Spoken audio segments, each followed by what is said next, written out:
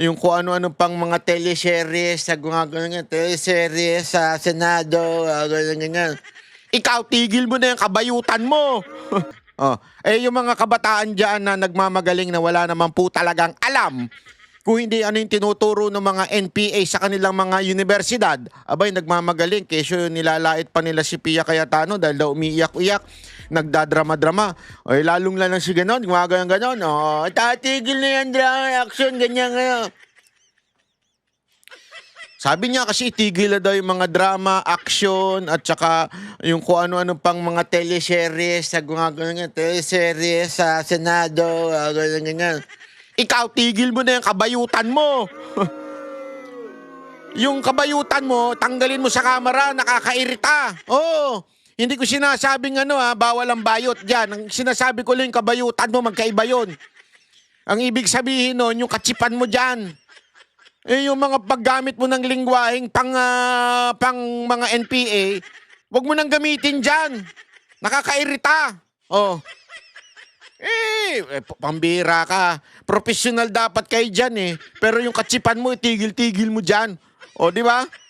O, ito na nga po. At isa pang issue ngayon ay yung tila pagpigil ni Senator Alan Peter Cayetano dito sa ilang mga gustong magsalita. Kasi kanina, nagsalita po yung mga, actually, doon sa pinakinggan naman po natin, doon sa sinabi ni Tulfo, wala namang masama. Actually, tama naman siya doon. Nasa gitna siya. Para bagang sinasabi niya, dapat na talaga itong ayusin ng very professional. I agree with that. Kasi ang pangit din naman kung maging partial po o maging bias po yung investigasyon. Dapat talaga impartial. Para talaga makita natin. And the people of the Philippines is watching. So tama yung ganung klaseng pananalita niya. Ang hindi lang maganda talaga doon kay Ontiveros. Ang pangit talaga ng kanyang sinabi. At dahil nga doon, abay napareact po, may gustong mag-rebuttal ng kanyang privilege speech. Pero pinigilan po ito ni Senate President Cayetano. At marami yung nagsasabi at naririnig po ako sa social media na naiinip na po ang taong bayan. Yan nga yung ating pag-uusapan ngayon. Ito, pag-usapan po muna natin itong mensahe po ni Senator Pia Cayetano. At mamaya pag-usapan din natin yung kasinungalingan ni John B. Cremulya. Naku, booking na booking po siya mga kababayan. Splice yung nilabas na video. O hindi lang po splice yung nilabas na video.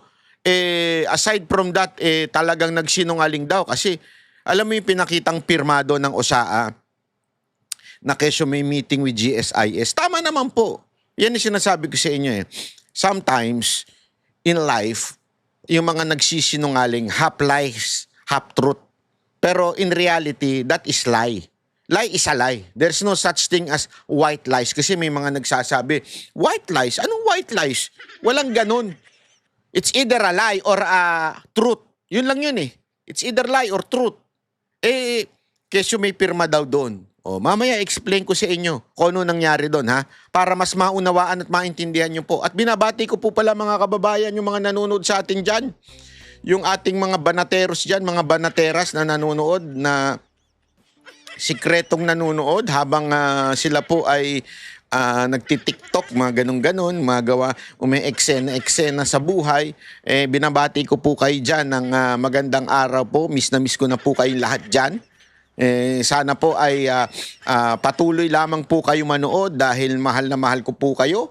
At sana po ay patuloy nyo lang itong mag-subscribe at i-share ang ating video para mas lalo pang kumalat sa ating mga kababayan, mga banateros na mahal natin worldwide.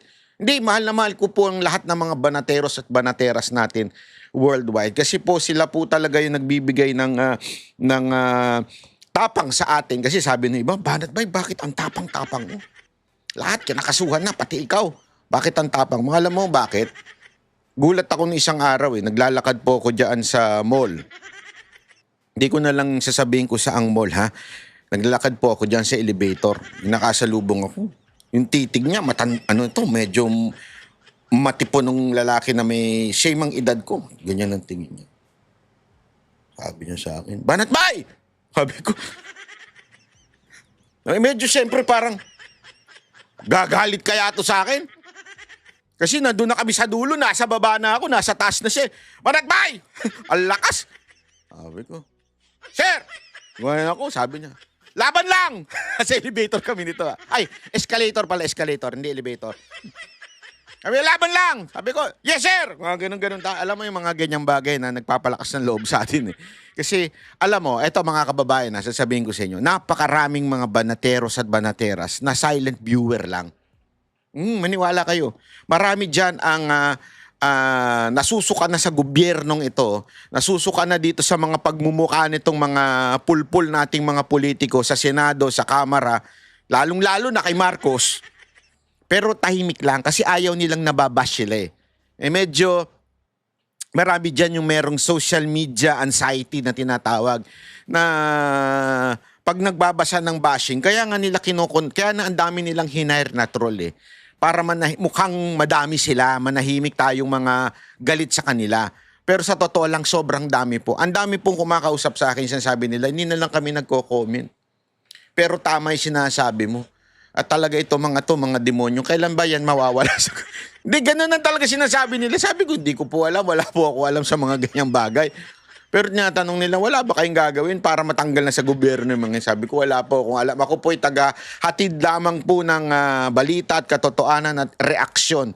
Ako'y inyong boses lamang pero pagdating sa mga ground, wala po tayong alam dyan kung ano yung mga nangyayari. O anyway, ito po, binabati ko po kay lahat ng mga nanonood. Panoorin po natin itong part na ito kasi dito medyo matindi, emotional si Pia Cayetano. Wait, chotomate ha.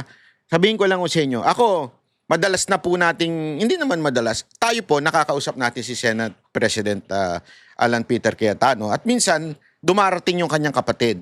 Alam mo, si Pia Cayetano, hindi po yan, quote-unquote Duterte supporter, hindi po yan. At the same time, hindi naman po yan doon sa kalaban. Siya po talaga ay trabaho lang. At yan po ay very strict. Ating-ate po yan. Ang dating yan, ate ni Senator Alan. Talagang ating-ate po. At very hindi po yan yung emotional na gagaganyan, magdadrama, magiging politiko. Hindi. You never see this person na being political. This person really just work. Especially in sports, in health. Grabe po, aktibo niyan. Para din po yan si Senator, ayoko na lang magpangalan. Mahirap pala, wag na magpangalan. Pero ganyan po yan, napaka-professional po niyan. I-play natin. Kaya yung pag-iyak niya dito, hindi po ito drama, hindi po ito pag-iinarte.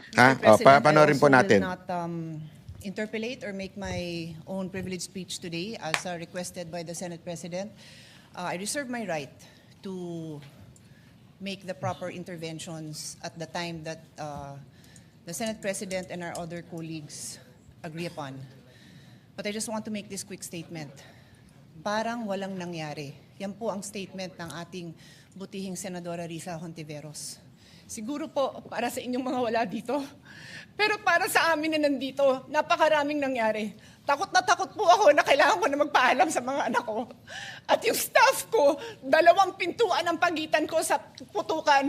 Yung staff ko na si Claire, na 20 years na sa akin, nandun siya sa labas. Siya sa 12-year-old son. Kinuwento niya sa akin lately na tumatakbo siya, hindi niya alam kung saan siya pupunta. Kaya para sabihin niyo na walang nangyari. Napakasakit para sa aming lahat na nandito. And as I said, 2 pintuan na nagpo-protect sa akin sa putukan. Pero yung media, yung Senate staff, yung hindi naman makauwi dahil sila ang security, sila ang elevator women and boys natin. Nakita niyo yung pagmumukha ni Tiberos? Demonyo lang no? Diba? Grabe. Hindi kasi ito, totoo to At alam yan, sa Senate, alam yan. Hindi naman po ito ganito Sumabog na lang talaga. Ito yung tipong tahimik lang. Basta trabaho. Sumabog na lang po talaga ito Dahil talaga may mga walang niya sa Senado. Number 1 na dyan si Antaberos Na nagpo-protect sa akin sa putukan. Pero yung media, yung Senate staff, yung hindi naman makauwi dahil sila ang security, sila ang elevator women and boys natin, nandoon po sila. So dear colleagues, Napakarami nang nangyari. And one more thing, wala ho akong sinisisi. Pero nung pagkatapos ng lahat, pagtingin ko ng group natin, yung dating majority group, walang ni isa sa inyong nangamusta sa amin. Some of you I've known for 20 years, 10 years, and I didn't even hear any of you say, kamusta na kayo dyan? Napakasakit man sa akin. Parang ganyan yung may mga utang eh. Nung una, kamusta yung mga ganyan? Kaya delikado sa social media, yung sa FB, kunwari may messenger, biglang, kamusta ka na? Nakapatay tayo dyan. Pag mga ganyang kinakamusta ka, bigla, ngayon yung mangungutang. Tapos pag nakautang na, wala nang kamusta-kamusta. Parang ganyan to mga minority. Parang sinasabi niya, ito in fairness, not to the new senators. Siguro yung mga new senators, hindi natin pwede masabing close. Pero yung mga nabubulok na dyan, katulad ni Soto, tsaka ni Lacson, na dati ng mga, yung mga, ewan ko, kung sila Ontiveros, matagal na. Hindi pa naman matagal yan eh. Ewan ko. Ayan, si Kiko Matching, matagal na rin siguro yan, namumuti na mukha niyan, buhok niyan, di ba? So, ibig ko sabihin, matagal na silang magkakasama, yung man lang mga musta. Alam mo, bakit hindi nangamusta? Bitter kasi yung mga yan. Sa totoo lang. Kaya hindi nangamusta yung mga yan, hindi sila maka-move on na tinalo sila. Nalamangan sila, sabi nga, matalino man ang matching, pangit pa rin. Nalalamangan pa rin, sabi nga. Pero hindi matalino yun. Yung matching na nandan, hindi matalino yun. Bitter yun. Hindi nga makamove on kay Robin Padilla eh. Dahil sa, sa naging asawa, naging jowa nung asawa niya, di ba? Mantakin mo, jowa ng asawa mo. Anong ginawa nila nung jowa sila?